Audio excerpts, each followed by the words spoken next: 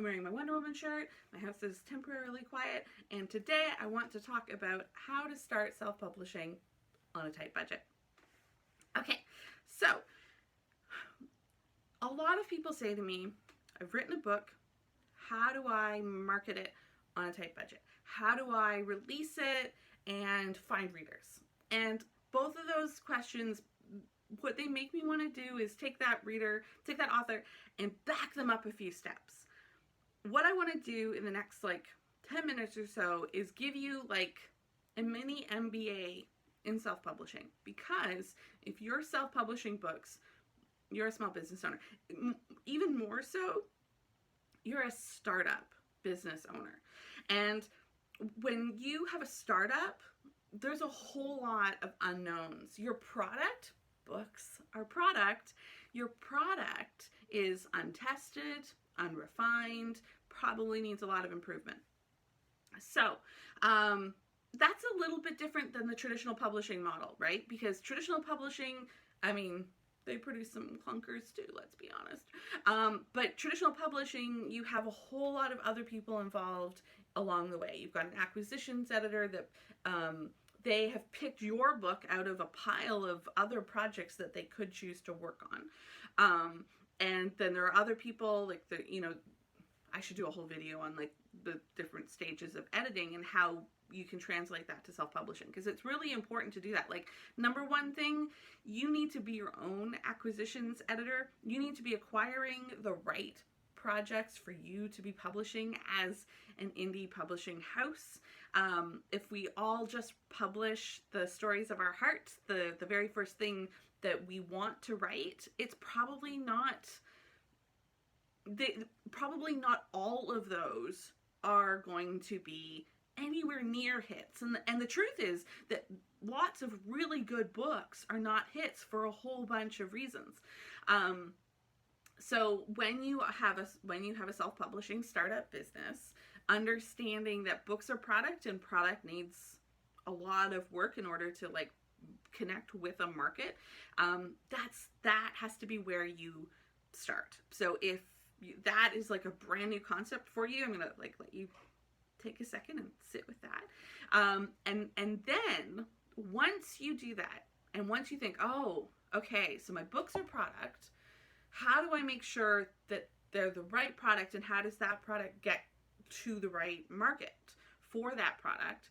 Then this is where the question of, do you invest time or money or a combination of both? And let's assume, purpose of this particular video, you have very little money or no money.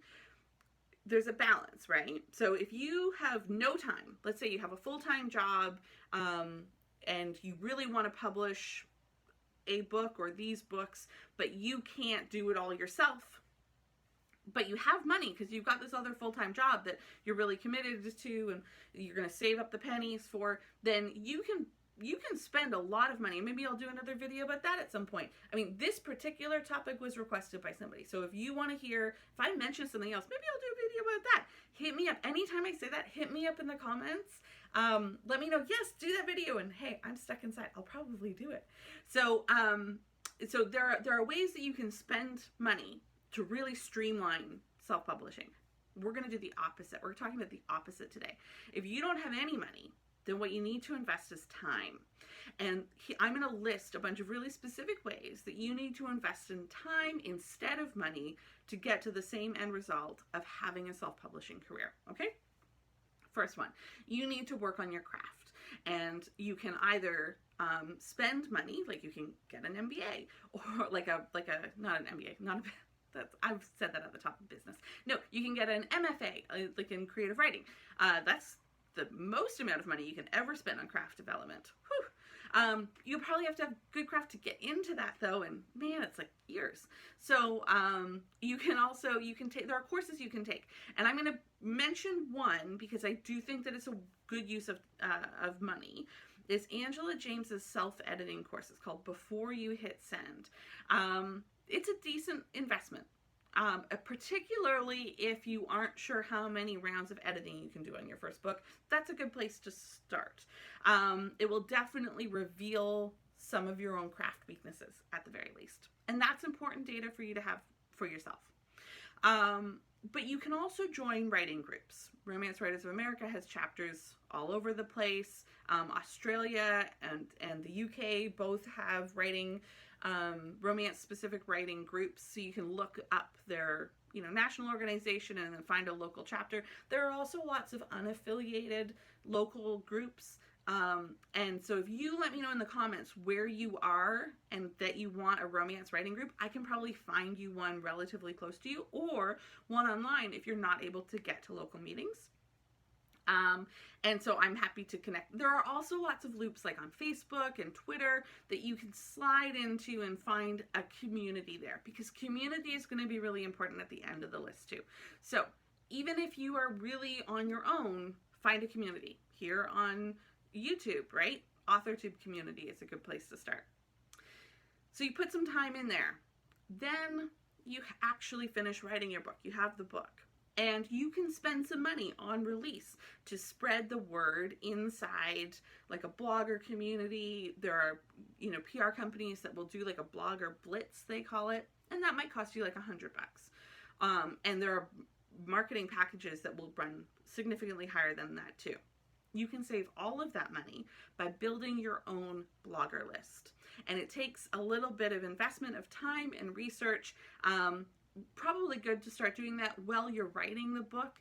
You have to understand the market, so you have to understand what subgenre or genre your book is in, and then follow kind of who's talking about the new releases in that genre and subgenre, and then contact those bloggers with a personalized email explaining who you are, how you understand their place in your corner of the book world, and why you would like to offer them an opportunity either for, and you want to give them choices, either for a review or a release week package. Like there are blogs, for example, who they don't have time to read and review every book, but they're happy to do a cover reveal, especially if it's exclusive. Now here's one really important thing. If you ask a blog to do a cover reveal for you, let them have the exclusive cover reveal for a full 24 hours before you then share it outside of their link. Like you can share their blog all over the place. That would be great. That drives traffic to them and shows that blogger that you're a really good partner to them. I mean, having a debut cover reveal, that's kind of a really exciting thing. So that's a good opportunity to start to build a relationship with a blog without asking them for the time commitment of doing a review. Okay.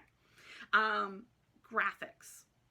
Cheapest way to do graphics yourself is using something called Canva. It's a web photo editor. I do all my stuff on in GIMP, but I also use Canva, and I use BookBrush too. But of the three, I would recommend Canva first for anybody who's kind of, I don't know about this, give it a try.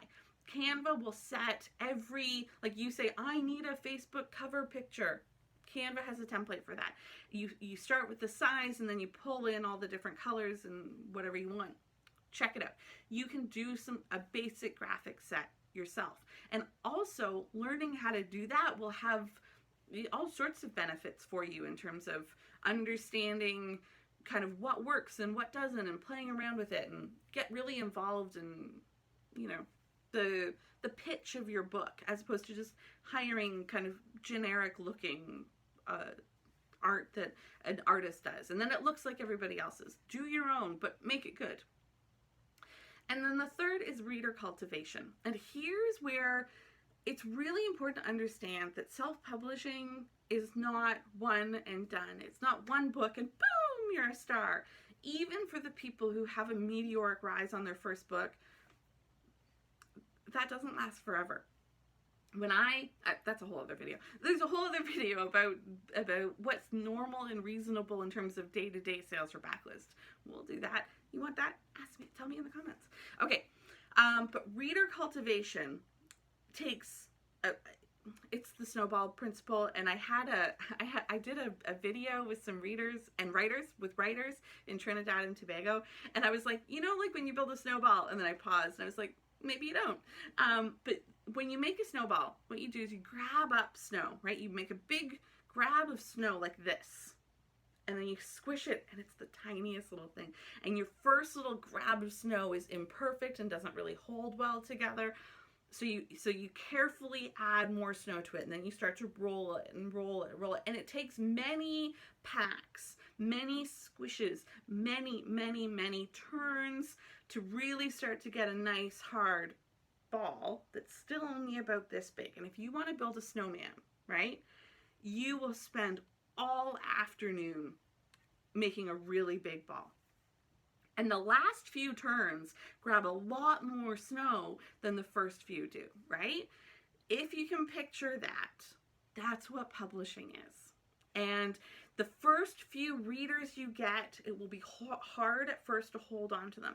So build as much possibility for success as you possibly can.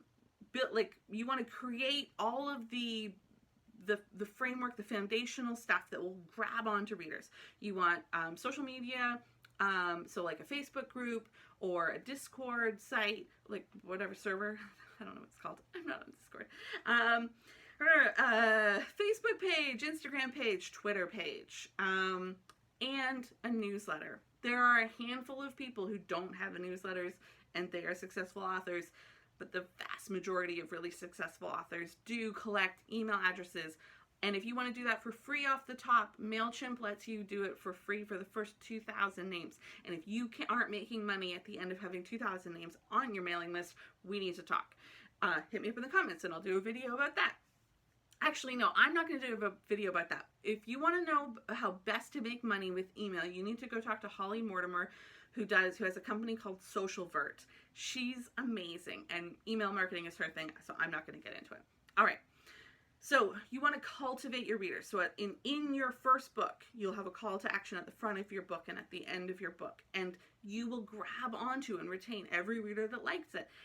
Then you must keep engaging with them at like a very reasonable, just keep making sure that they know that you're alive and talking about your worlds. That I can talk about a little bit in another video, until you have the next book out. The next book is a refinement of your product, and we loop back now to the whole books are product thing. And the way that any startup, right, figures out how to get a good product to market is they test it, they refine it, and they improve it. Very few big companies, the product that they are making money off of today is what they started with, right? It's true in publishing too. So one way that we keep track of both how our books are doing in the market and what's trending in the market in general is networking, which loops us back to that community that can help us with our craft at the very top of the whole long time investment. But also, once you have some product out, then that same community can be great for cross promotion, another free marketing tool. Once you have more product out, then you're going to make the first book free. So if you right now are thinking about, how do I do this, Zoe? Write 3 books. This is the short answer. Write 3 books in a series, metadata connected, character continuity, but each book ideally stands alone as a very satisfying read on its own. Not necessarily the same characters, but it can be the same characters, but each book is a complete satisfying read. At least 50,000 words in each one. Then you make book 1 free. You use that blogger list, you use that reader cultivation, you use those DIY graphics that you built, and you share the fact that book 1 is free with all these people you've already started to network with, both other authors and readers and bloggers. They will help you, because you'll have connected with them. Even if this is remember, this could just be like your small little snowball. It's fine. And each turn of the snowball gets you a few more readers. Each turn is a little bit more effective than the last. And then, at that point, you'll start making money on your books. Now, you might have actually started making money on the very first book, right? But you, if you're like me, won't actually start to make real money until you have those 3 books out, until you start to do that first in series free. And the second that you do that, everything gets easier, because suddenly you have that money to lubricate the self-publishing machine, and then your snowball will go faster and faster and faster and faster and faster. and it will be off to the races. But until you have invested that time, all of it will seem impossibly hard. So don't worry about cost per click advertising. Don't worry about the custom covers. Don't worry about, I was gonna say like the fancy like edits. There are people who do need to invest that money in edits up front. I'm going to do a separate video about that because this is already long enough. But that's the plan. Keep it really simple. Write me 3 books. Write them on a shoestring budget. Release them as close and together as like as quickly. Get 3 books out in like the next 6 months. I'm throwing things now. I'm pretty excited about this. That's how you start a self-publishing career on a shoestring budget. There are no special tricks. There's no magic sauce. It is write more books. All right, any questions? Let me know in the comments. Please subscribe to my channel if you like my, spectacularness.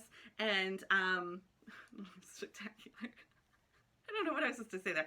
Anyway, subscribe, like, comment, things. And I'm going to do a follow-up video on editing and covers. The 2 things that I actually think you do need to spend money on before you release your first book.